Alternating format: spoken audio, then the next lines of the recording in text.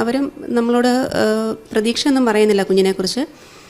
കുഞ്ഞിനെ കിട്ടില്ല എന്ന് തന്നെയാണ് ഇപ്പം ഞങ്ങളോട് രണ്ടുപേരോടും അല്ല മറ്റുള്ളവരോടൊക്കെ പറഞ്ഞിരുന്നത്. കുഞ്ഞിനെ കിട്ടില്ല എന്ന്.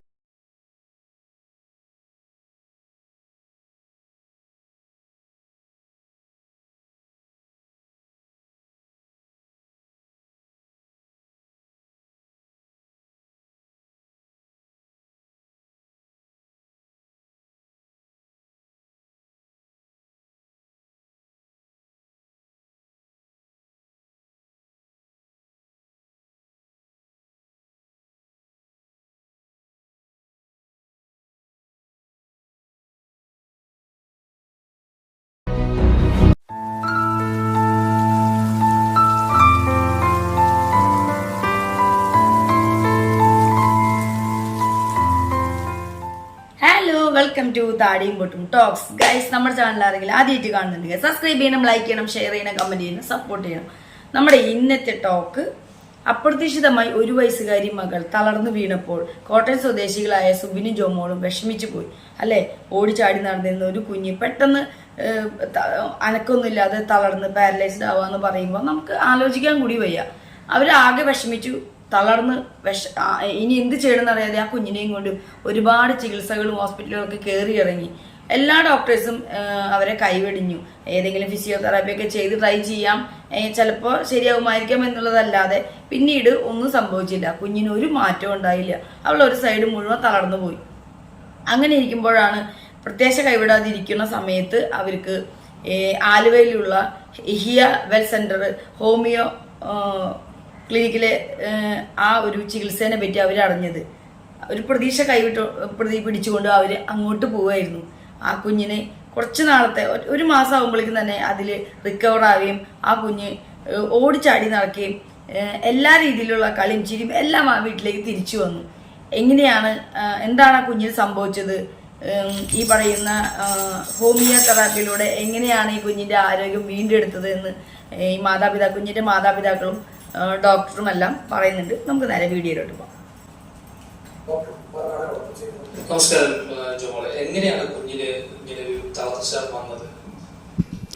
എങ്ങനെയാണെന്ന് ചോദിച്ചു കഴിഞ്ഞാൽ ഒരു ദിവസം പെട്ടെന്നാണ് ഇവള് നമ്മളോട് റെസ്പോണ്ട് ചെയ്യാതെ വരിക. അങ്ങനെ റെസ്പോണ്ട് ചെയ്യാതെ വന്നു കഴിഞ്ഞപ്പോഴത്തേക്കിനും എന്തോ കുഴപ്പമുണ്ടല്ലോ എന്ന് വിചാരിച്ച് ഞങ്ങൾ ആദ്യം അടുത്തുള്ളൊരു ഹോസ്പിറ്റലിൽ കൊണ്ടുപോയി. അവിടെ ചെന്ന് അപ്പോൾ അവർ പറയുന്നത് കുഞ്ഞിന് ഫിക്സ് വന്നാന്നാണ് പറയുന്നത്. പക്ഷേ അങ്ങനെ വന്നതായിട്ടൊന്നും ഞങ്ങൾക്കും ഫീൽ ചെയ്തില്ല. എന്നാന്ന് വെച്ചാൽ അവൾക്ക് ടെമ്പറേച്ചറോ കാര്യങ്ങളില്ല. ഹോസ്പിറ്റലിൽ അവർ ചെക്ക് ചെയ്യുമ്പോഴും ടെമ്പറേച്ചറൊന്നുമില്ല.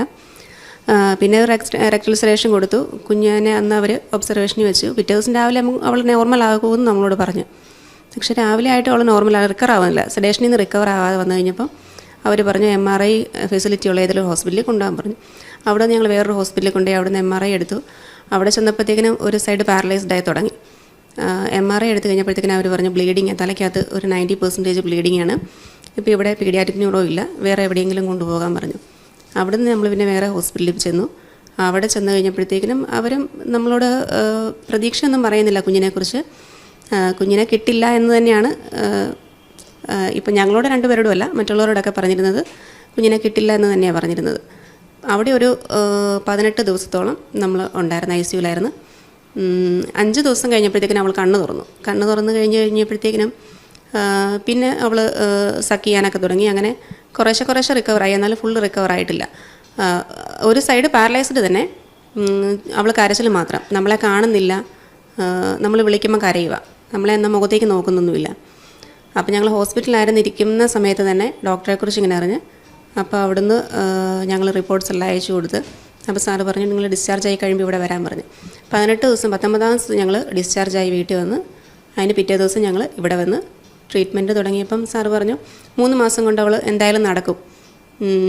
പക്ഷേ 3 മാസം വേണ്ടി വന്നില്ല, 1 മാസം കൊണ്ട് തന്നെ അവൾ നടന്നു തുടങ്ങി. ഇപ്പം നന്നായിട്ട് നടക്കുന്നുമുണ്ട്. മരുന്നെല്ലാം സ്റ്റോപ്പ് ചെയ്ത് ഇപ്പം ഫുള്ളി റിക്കവർ ആയിട്ടുണ്ട്. ഇപ്പോൾ ഹോമിയോ നമുക്ക് ഇത്രയും എന്നാ പറയുന്നത് ഒരു പവർഫുള്ളാന്നുള്ളത് ഞങ്ങൾ ഇപ്പോഴാണ് അറിയുന്നത്, മനസ്സിലാകുന്നത്. അതിനുമുമ്പ് ഞങ്ങളുടെ കുഞ്ഞുങ്ങൾക്കൊന്നും ഞങ്ങൾ ഹോമിയോ കൊടുത്തിട്ടോ അങ്ങനെയൊന്നുമില്ല. എല്ലാ ഇംഗ്ലീഷ് മരുന്ന് തന്നെയാണ് കൊടുത്തുകൊണ്ടിരുന്നത്. പക്ഷേ ഇപ്പോൾ ഞങ്ങളതെല്ലാം സ്റ്റോപ്പ് ചെയ്ത് തൈറോയ്ഡ് ഉൾപ്പെടെ ഞങ്ങൾ ഹോമിയോ തന്നെയാണ് കൊടുക്കുന്നത്. ആദ്യം നമ്മൾ കാണിച്ച ഹോസ്പിറ്റലുകാർ പറഞ്ഞത് വലിയവർക്കൊക്കെ പോകാം, അതിനുള്ള സാമ്പത്തികമൊന്നും നമുക്കില്ലായിരുന്നു. അങ്ങനെ ഇവിടെ വന്നപ്പോൾ സാറിങ്ങനെ പറഞ്ഞു കേട്ടുള്ള ഒരു ആശ്വാസമായത്. 3 മാസം നിങ്ങളുടെ കൊച്ചിനെ ഞാൻ പഴയ പോലെ തന്നെ തിരിച്ചു തരും. ഞങ്ങൾക്ക് വേണ്ടിയിരുന്നു അതായിരുന്നു.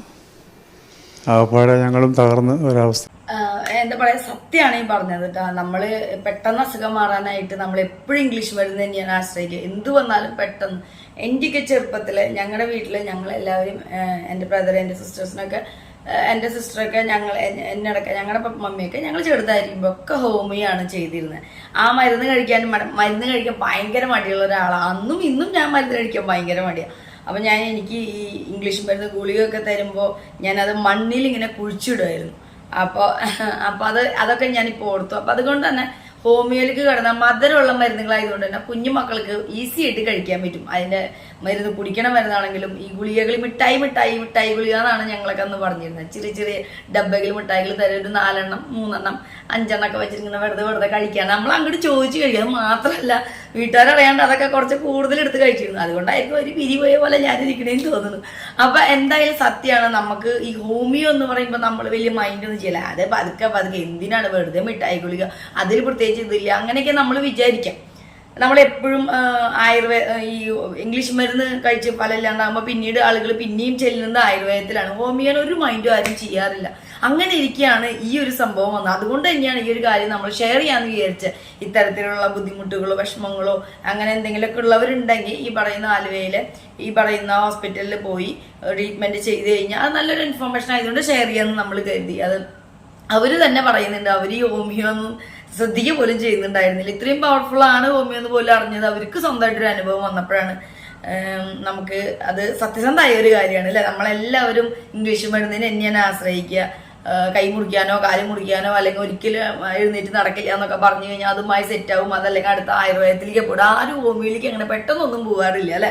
അപ്പം എന്തായാലും ഈ മോളെ ചികിത്സിച്ച, ഈ മോള് വരുമ്പോൾ ഉണ്ടായിരുന്നൊരു കണ്ടീഷനും അതിന് ശേഷമുള്ള ചികിത്സിച്ച കാര്യമൊക്കെ ഡോക്ടർ തന്നെ നമ്മളോട് പറയും. കൊണ്ടുവരുന്ന സമയത്ത് കുട്ടി ഫുള്ളി പാരലൈസ്ഡ് ആണ്, ഒരു വശം കംപ്ലീറ്റ് പാരലൈസ്ഡ് ആണ്. കണ്ണ് വലത് ഭാഗം മുഴുവനായിട്ട്, വലത് കണ്ണ്, വലത് കൈ, വലത് കാല്, മനസ്സിലായില്ലേ. അപ്പം കുട്ടി ഏതാണ്ട് 3 മാസം ആകുമ്പോൾ ഒരു ബേബി എങ്ങനെയാണോ ആ രീതിയിലാണ്. കഴുത്തുറച്ചിട്ടില്ല, ആഹാരമൊന്നും കഴിക്കാൻ പറ്റില്ല.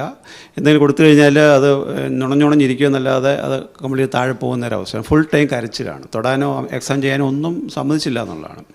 അപ്പോൾ നമ്മുടെ ഒരു ഒബ്സർവേഷനിൽ ഏതാണ്ട് 5 വാക്സിൻ ഒരു ദിവസം കൊടുക്കുക എന്ന് പറഞ്ഞാൽ അത് അല്പം കടന്ന കയ്പ് ആയിപ്പോയെന്ന്. കാരണം അത് അവരറിയാതെ കൊടുത്തതാണോ, പിന്നെ പേരൻസിൻ്റെ ഇഗ്നോറൻസ് ആണോ, അതോ അവിടുത്തെ ഹോസ്പിറ്റലുകാരുടെ ഇഗ്നോറൻസ് ആണോ എന്ന് അറിയത്തില്ല. ഇപ്പം നമുക്ക് തന്നെയാണെങ്കിൽ ഒരു ദിവസം 5 വാക്സിൻ ഉണ്ടെന്ന് പറഞ്ഞാൽ ഇല്ല, പറ്റില്ല എന്നല്ലേ നമ്മൾ പറയുന്നത്. പക്ഷേ ഈ മിണ്ടാപ്രാണി ആയതുകൊണ്ട് അവർക്കത് എടുത്തു എന്നുള്ളതാണ്. അപ്പം അത് തന്നെയാണ് അതിൻ്റെ ഒരു റീസണായിട്ട് എനിക്ക് തോന്നിയത്.